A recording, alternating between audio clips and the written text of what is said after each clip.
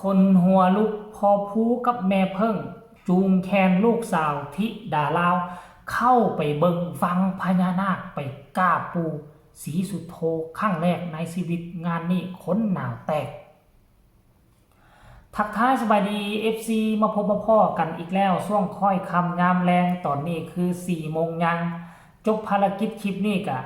จะเหตุการณ์เหตุงานคือเก่าแหละเกลือเป็ดเกลือไก่ท่านผู้ชม FC แฟนคลับสิล่างรถล่างลาบ่แม่นรถดอกมันรถยนต์เด้อรถมอไซค์รถจักรมีรถจักรห้างคันนึงเอาไปหาอยู่หากินประมาณเดือนนึงแล้วบ่ได้ล่างก็เลยว่าจบคลิปนี้สิไปล่างเนาะแต่ว่าก่อนจะไปลงไปล่างก่อนจะไปเกลือเป็ดเกลือไก่เจบ่เล่าก็จะมามอบความสุขให้บรรดา FC แฟนคลับน้องธิดาลาวลูกสาวของพ่อแม่ได้รับได้ฮู้กันจักคลิปนึงก่อนเนาะก่อนที่จะแยกย้ายกันไปเฮ็ดภาระหน้าที่ของไผของมันเนาะทักทายสบายดี FC ของน้องธิดาลาวบ่ว่าจะอยู่ทั้งฝั่งไทยฝั่งลาว FC ของเจบ่ลาวทั้งสองฝั่งของมาพบมาพ้อกันคลิปนี้เป็นเรื่องเล่าที่ค่อยเบิ่งแล้วค่อยกะอินไปนำคนลุกไปนำสถานที่แมนยูว่าสถานที่เป็นของพระเจ้าสร้างขึ้นมาเป็นคนเฮาสร้างขึ้นมาแต่มันสร้างมาด้วยความเสื่อสร้างมาด้วยสถานที่นั้นมีมนต์ขลังจึงถูกสร้างขึ้นมาประชาชนอยู่เขตนั้นช่วยกันสร้างวังบาดาลวังพญานาค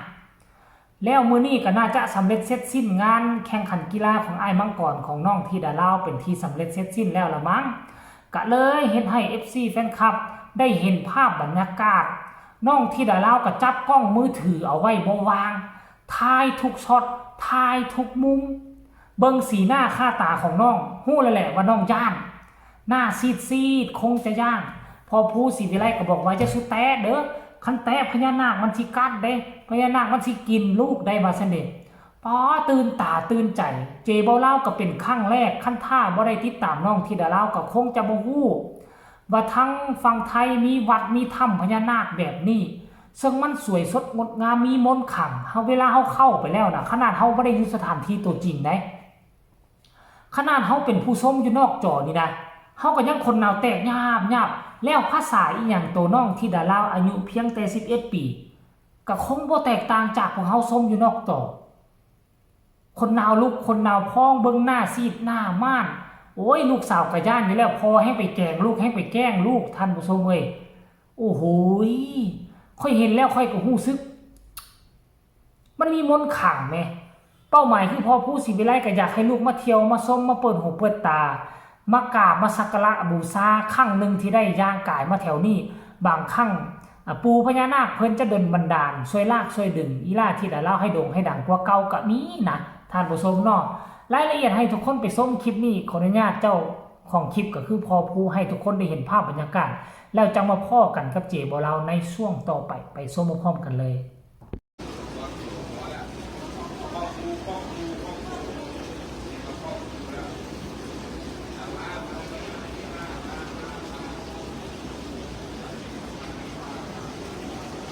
สวัสดีครับพี่น้องครับ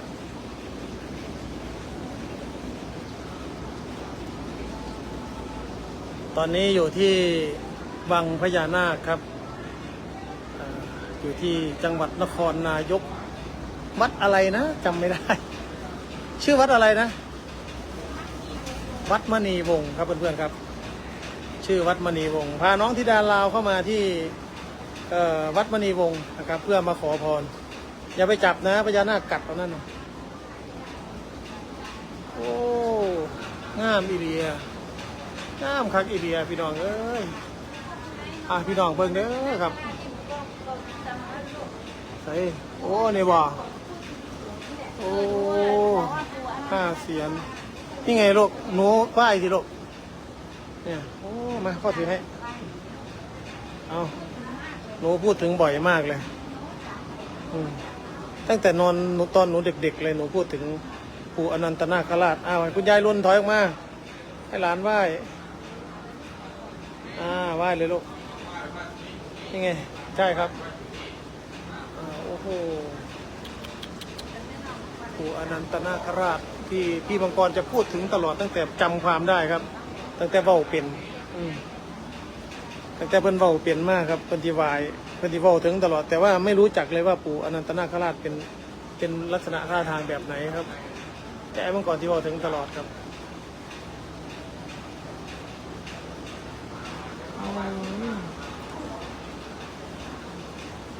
โอ้สวยมากครับเพื่อนๆครับป้าที่ตัวผู้ใดเบิ่งอยู่มื้อเจ้าก็คอมเมนต์เข้ามาแหน่ เห็นบ่ทุกคนได้ส้มกันแล้วหรือยังวัดใดดังๆพระเจ้าองค์ใดที่มีชื่อเสียงบอกว่าไป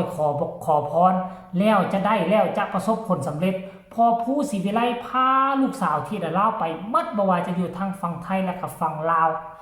เนาะแล้วก็ล่าสุดนี่ก็พาไปกราบพญานาคไหว้หลวงปู่พญานาค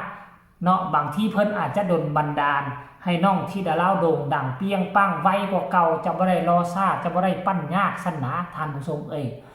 เดี๋ยวไปเบิ่งคำคิดคำเห็น FC แฟนคลับกับพากันมาถล่มคอมเมนต์ใส่บักหลายๆเลยนะลิงน้อยก็ไปวัดเนาะว่าซั่นเด้ห่วยธรรมดาลิงก็อยู่วัดได้ท่านผู้ชมเห็นชัดมากค่ะมันอย่างนี้พาเลสะเที่ยวมันอย่างพาเลสะเที่ยวอีหยังเนาะที่ต่างๆได้บุญมากค่ะ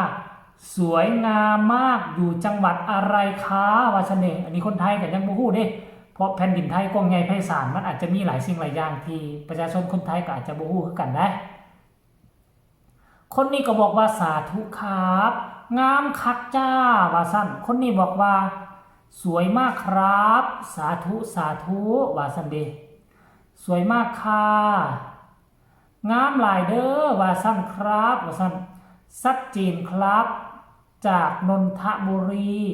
สวยมากค่ะไปเที่ยวมาแล้วค่ะว่าซั่นเด้ที่ไหนคะชัดเจนครับสาธุสาธุว่าซั่นเด้ผมดู YouTube เบอร์ลาวมีชื่อว่ามีชื่อช่องว่าวรชิตเป็นภาษาอังกฤษขึ้นหัวข้อของน้องธิดาลาวแต่ใส่เนื้อหาไม่มีเกี่ยวข้องกับน้องเลยว่าซั่นเด้มีการสารยายสถานที่ไปเรื่อยมีพูดถึงน้องตอนท้ายไม่กี่ประโยชน์ดูแล้วไม่เหมาะสมว่าซั่นเด้ท่านผู้ชม FC แฟนคลับอันนี้ก็แจ้งเตือนกันมาเดี๋ยวจะเข้าไปเบิ่งซอดซองเด้อเจบ่ลาวก็ได้สาธุครับว่าซั่นสาธุสั่งเป็นบุญตาจริงๆว่าซั่นสาธุสั่งเป็นบุญตาว่าซั่นเด้ท่านผู้ชม FC แฟนคลับคนลาวก็มาคอมเมนต์หลายงามอีหลีว่าซั่นงามหลายอ้ายผู้ว่าซั่นสบายดีน้องธิดาลาวว่าซั่นเด้คนทั้งสองฝากฟังของช่วยกันพักดันเนาะเป็นน้ำหนึ่งใจเดียวกันอีหลี FC ธิดาลาวอันนี้คือพ่อแม่พ่อผู้ศรีวิไลกับน้องธิดาลาวพา FC ไปท่องเที่ยวไปกราบปู่พญานาคนั่นเองฝากทุกคนกดไลค์กดแชร์กดติดตามให้แน่เพื่อจะบ่พลาดคลิปดีๆแบบนี้อีกต่อไปสำหรับคลิปนี้ลาท่านผู้ชมไปก่อนเจบ่ลาวสิไปล่างมอเตอร์ไซค์แล้วก็จะไปเกือกกบเกือกไก่ฮดส่วนพักพ่อกันใหม่ในคลิปหน้าคลิปนี้สบายดี